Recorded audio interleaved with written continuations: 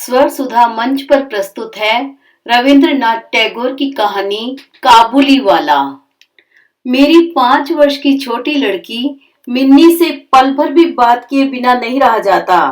दुनिया में आने के बाद भाषा सीखने में उसने सिर्फ 1 ही वर्ष लगाया होगा। उसके बाद से जितनी देर तक सो नहीं पाती है, उस समय का एक पल भी वह चुप्पी में नहीं खोती। उसकी माता बहुधा डांट फटकार कर उसकी चलती हुई जबान बंद कर देती हैं, किंतु मुझसे ऐसा नहीं होता। मिन्नी का मौन मुझे ऐसा स्वाभाविक सा प्रतीत होता है कि मुझसे वह अधिक देर तक सहा नहीं जाता, और यही कारण है कि मेरे साथ उसके भावों का आदान प्रदान कुछ अधिक उत्साह के साथ होता रहता है।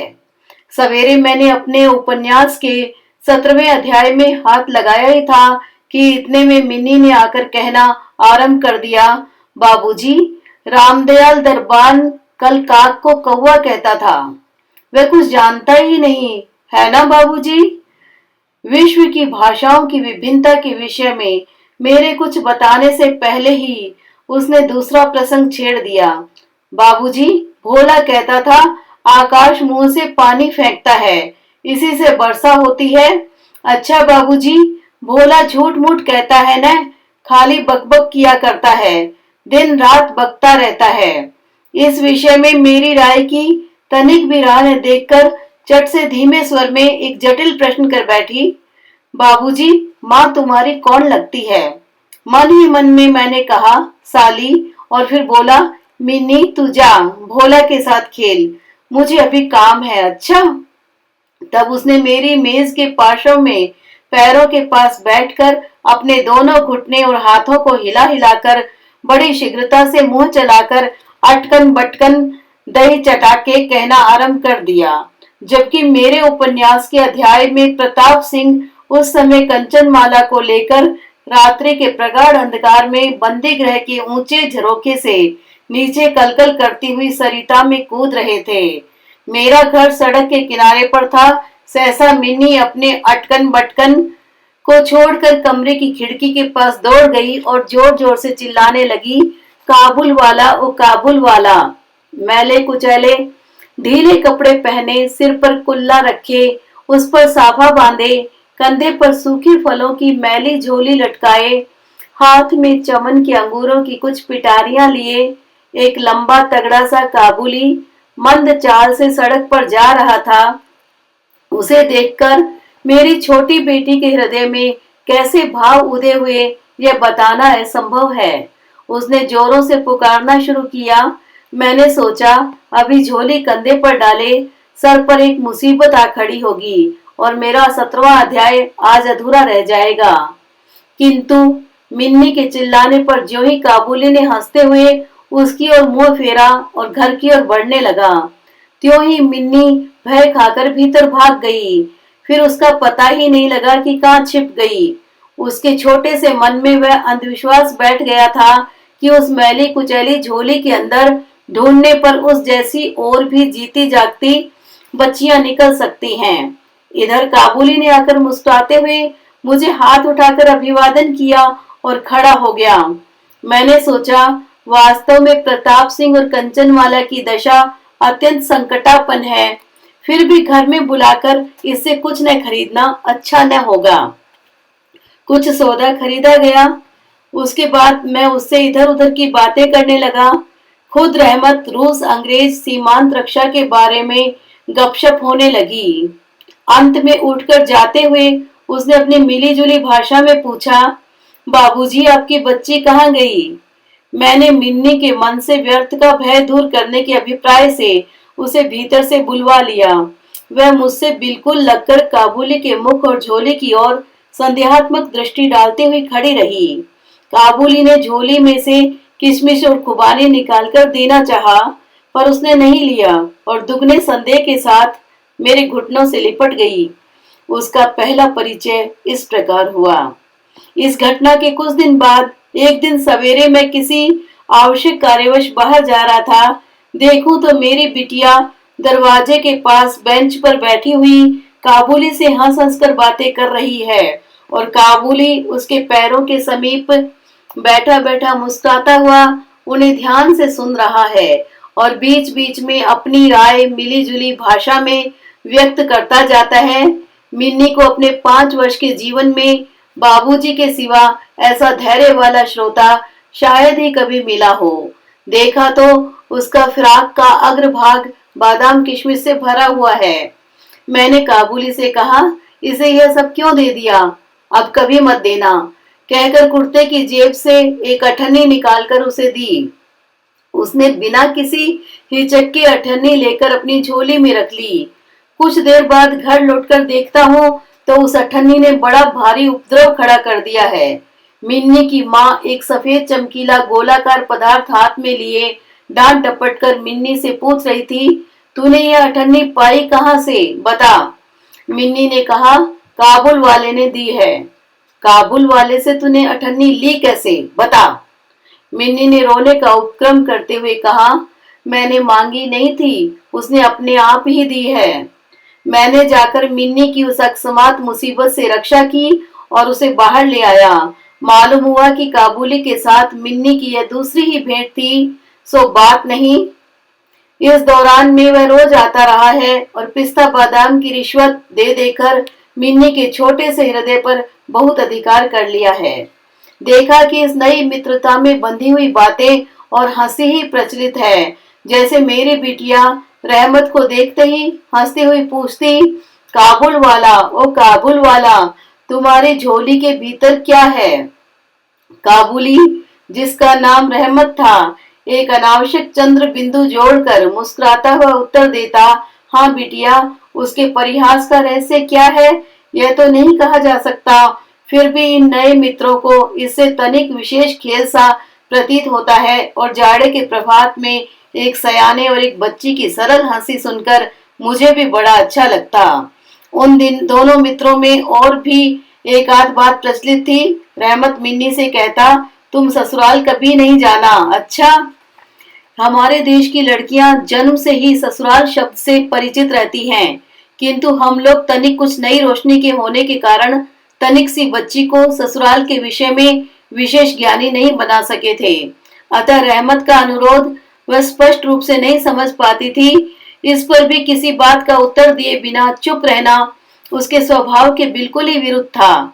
उल्टे वह रहमत से ही पूछती, तुम ससुराल जाओगे। रहमत काल्पनिक ससुर के लिए अपना जबरदस्त घूंसा तान कर कहता, हम ससुर को मारेगा। सुनकर मिन्नी ससुर नामक किसी अनजाने जीव की दुर्वस्था की कल्पना करके खूब हंसती। देखते देखते जाड़े की सुहावनी ऋतु आ गई। पूर्व युग में इसी समय राजा लोग दिग्विजय के लिए कूच करते थे। मैं कलकत्ता छोड़कर कभी कहीं नहीं गया, शायद इसलिए मेरा मन ब्रह्मांड में घूमा करता है, यानी मैं अपने घर में ही चिर प्रवासी हूँ। बाहरी ब्रह्मांड के लिए मेरा मन सर्वदा आतुर रहता है। किसी विदेश का नाम आगे आते ही मेरा मन वही की उड़ान लगाने लगता है। इसी प्रकार किसी विदेशी को देखते ही तत्काल मेरा मन सरिता पर्वत बिहड़ वन के बीच में एक कुटीर का दृश्य देखने लगता है और एक उल्लासपूर्ण स्वतंत्र जीवन यात्रा की बात कल्पना में जाग उठती है। इधर देखा तो मैं ऐसी प्रकृति का प्राणी हूँ जिसका अपना घर छोड़कर बाहर निकलने में सिर कटता है। यही कारण है कि सवेरे के समय अपने छोटे से कमरे में मेज के सामने बैठकर उस काबुली से गपशप लड़ाकर बहुत कुछ भ्रमण का काम निकाल लिया करता हूँ। मेरे सामने काबुल का पूरा चित्र खींचाता। दोनों ओर उबड़ खाबड़ लाल लाल ऊंचे दुर्गम पर्वत हैं और रेगिस्तानी मार्ग, उन पर लदे हुए ऊंटों की कतार जा रही है। ऊंचे ऊंचे साफे बांधे हुए सौदागर और यात्री कुछ ऊंट की सवारी पर हैं तो कुछ पैदल ही जा रहे हैं। किन्हीं के हाथों में बर्छा है तो कोई बाबा आदम के जमाने की पुरानी बंदूक थामे हुए है। बादलों की भयानक गर्जन के स्वर में काबुली लोग अपने मिली जुली भाषा में अपने देश की बातें कर रहे हैं। मिन्नी की माँ बड़ी वहमी तबीयत की है। राह में किसी प्रकार का शोरगुल हुआ नहीं कि उसने समझ लिया कि संसार भर के सारे मस्त शराबी हमारे ही घर की ओर दौड़े आ रहे हैं। उसके विचारों में यह दुनिया इस छोर से उस छोर तक चोर डकैत मस्त शराबी सांप बाघ रोगों मलेरिया तिलचट्टे और अंग्रेजों से भरी पड़ी है। इतने दिन हुए इस दुनिया में रहते हुए भी उसके मन का यह रोग दूर नहीं हुआ। रहमत काबुली की ओर से भी वह पूरी तरह निश्चिंत नहीं थी। उस पर विशेष नजर रखने के लिए मुझसे बार बार अनुरोध करती रहती। जब मैं उसके शक को परिहास के आवरण से ढकना चाहता तो मुझसे एक साथ कई प्रश्न पूछ बैठती। क्या कभी किसी का लड़का नहीं चुराया गया? क्या काबुल में गुलाम नहीं बिकते? क्या एक लंबे तगड़े काबुली के लिए एक छोटे बच्चे का उठा ले जाना असंभव है? इत्यादि। मुझे मानना पड़ता कि यह बात नितांत असंभव हो सो बात नहीं, पर भरोसे के काबिल नहीं। भरोसा करने की शक्ति सब में समान नहीं होती। अतः मिन्नी की माँ के मन में भय ही रह गया, लेकिन केवल इसलिए बिना किसी दोष के रहमत को अपने घर में आने से मना न कर सका। हर वर्ष रहमत माघ मास में लगभग अपने देश लौट जाता है। इस समय वह अपने व्यापारियों से रुपया पैसा वसूल करने में तल्लीन रहता है। उसे घर घर दुकान दुकान घूमना पड़ता है, फिर भी मिन्नी से उसकी भेंट एक बार अवश्य हो जाती है। देखने में तो ऐसा प्रतीत होता है कि दोनों के मध्य किसी षड्यंत्र का श्री गणेश हो रहा है। जिस दिन वह सवेरे नहीं आ पाता, उस दिन देखूं तो वह संध्या को हाजिर है। अंधेरे में घर के कोने में उस ढीले ढाले जामा पजामा पहने झोली वाले लंबे तगड़े आदमी को देखकर सचमुच ही मन में अचानक भय सा पैदा हो जाता है। लेकिन जब देखता हूँ कि मिन्नी और काबुल वाला पुकारती हुई हंसती हंसती दौड़ी आती है और दो भिन्न भिन्न आयु के असम मित्रों में वही पुराना हास परिहास चलने लगता है, तब मेरा सारा हृदय खुशी से नाच उठता है। एक दिन सवेरे मैं अपने छोटे कमरे में बैठा हुआ नई पुस्तक के प्रूफ देख रहा था। जाड़ा विदा होने से पूर्व आज 2-3 दिन खूब जोरों से अपना प्रकोप दिखा रहा है। जिधर देखो उधर उस जाड़े की ही चर्चा है। ऐसे जाड़े पाले में खिड़की में से सवेरे की धूप मेज के नीचे मेरे पैरों पर आ पड़ी। उसकी गर्मी मुझे अच्छी प्रतीत होने लगी। लगभग 8 बजे का समय होगा। सिर से मफलर लपेटे उषा चरण सवेरे की सैर करके घर की ओर लौट रहे थे। ठीक उसी समय राह में एक बड़े जोर का शोर सुनाई दिया। देखूं तो अपने उस रहमत को 2 सिपाही बांधे लिए जा रहे हैं। उनके पीछे बहुत से तमाशाई बच्चों का झुंड चला आ रहा है। रहमत के ढीले ढाले कुर्ते पर खून के दाग हैं और एक सिपाही के हाथ में खून से लथपथ छुरा। मैंने द्वार से बाहर निकलकर सिपाही को रोक लिया। पूछा, क्या बात है? कुछ सिपाही से और कुछ रहमत से सुना कि हमारे एक पड़ोसी ने रहमत से रामपुरी चादर खरीदी थी। उसके कुछ रुपए उसकी और बाकी थे, जिन्हें देने से उसने साफ इनकार कर दिया। बस इसी पर दोनों में बात बढ़ गई और रहमत ने छुरा निकालकर घोंप दिया।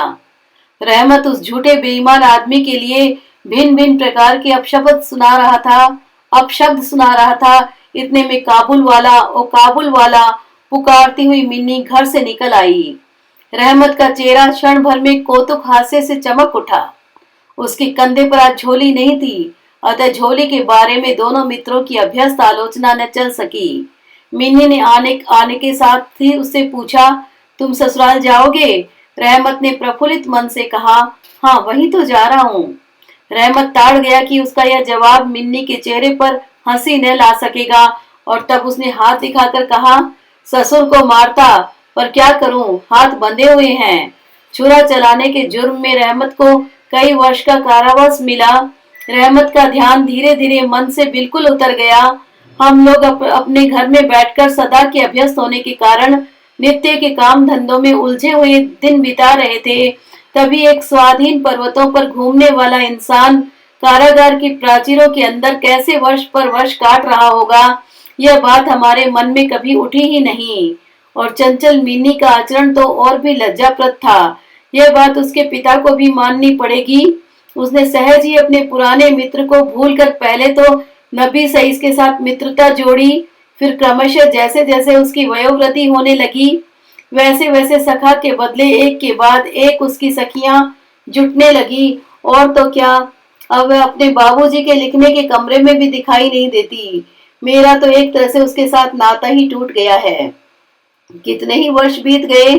वर्षों बाद आज फिर शरद ऋतु आई है। मिन्नी की सगाई की बात पक्की हो गई। पूजा की छुट्टियों में उसका विवाह हो जाएगा।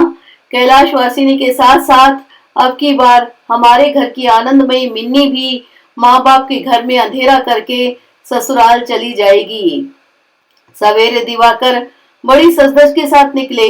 वर्षों के बाद शरद ऋतु की यह नई नवल धूप सोने में सुहागे का काम दे रही थी। कलकत्ता की सकरी गलियों से परस्पर सटे हुए पुराने ईंट गंदे घरों के ऊपर भी इस धूप की आभा ने एक प्रकार का अनोखा सौंदर्य बिखेर दिया है। हमारे घर पर दिवाकर के आगमन से पूर्व ही शहनाई बज रही है। मुझे ऐसा प्रतीत हो रहा है कि जैसे यह मेरे हृदय की धड़कनों में से रो रो कर बज रही हो। उसकी करुण भैरवी रागिनी मानो मेरी विच्छेद पीड़ा को जाड़े की धूप के साथ सारे ही ब्रह्मांड में फैला रही है। मेरी मिन्नी का आज विवाह है। सवेरे से घर बवंडर बना हुआ है। हर समय आने जाने वालों का तांता बंधा हुआ है। आंगन में बांसों का मंडप बनाया जा रहा है।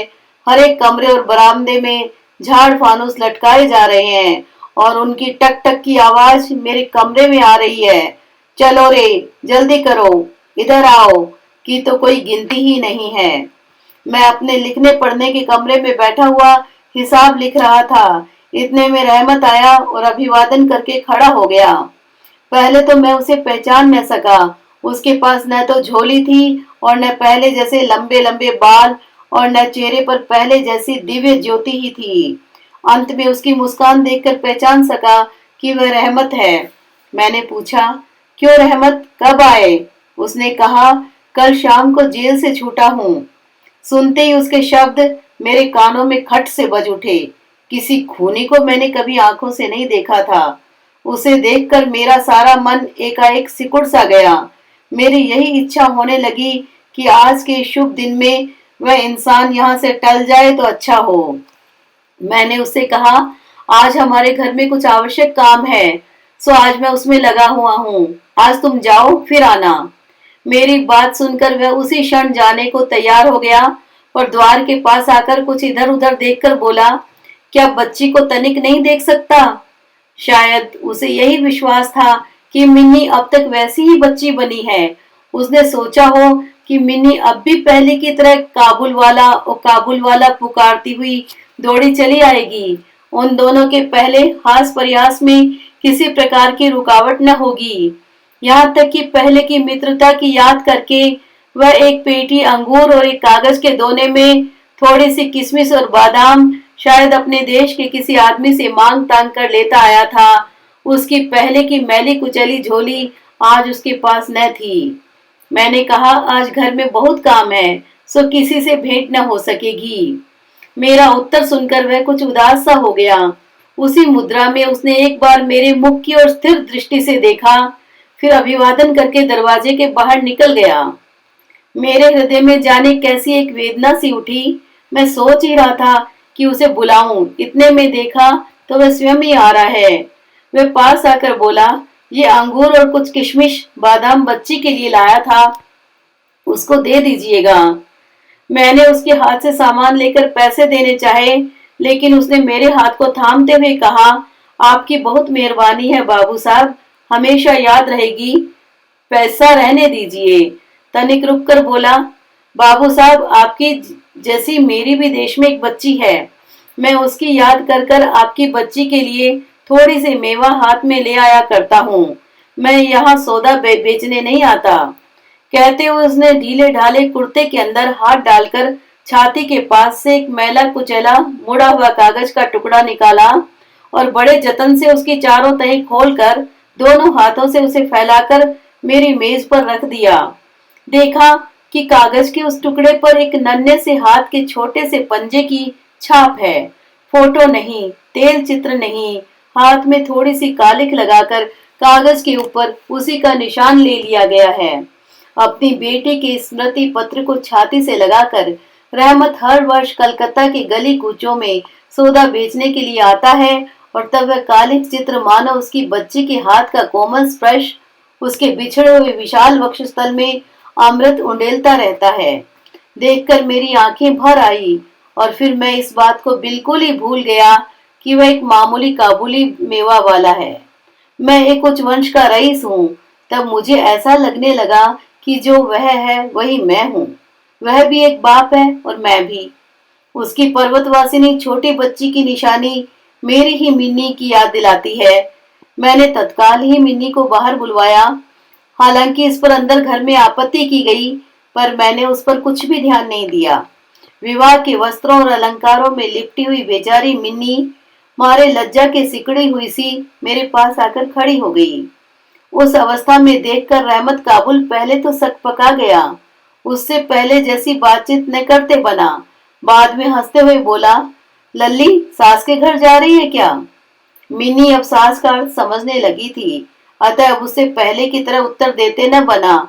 रहमत की बात सुनकर मारे लज्जा के उसके कपोल लाल हो उठे। उसने मुंह को फेर लिया। मुझे उस दिन की याद आई जब रहमत के साथ मिन्नी का प्रथम परिचय हुआ था। मन में एक पीड़ा की लहर दौड़ गई। मिन्नी के चले जाने के बाद एक गहरी सांस लेकर रहमत फर्श पर बैठ गया।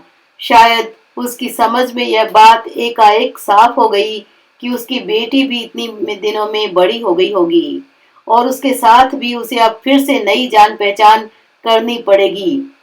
संभवतः वह उसे पहली जैसी नहीं पाएगा।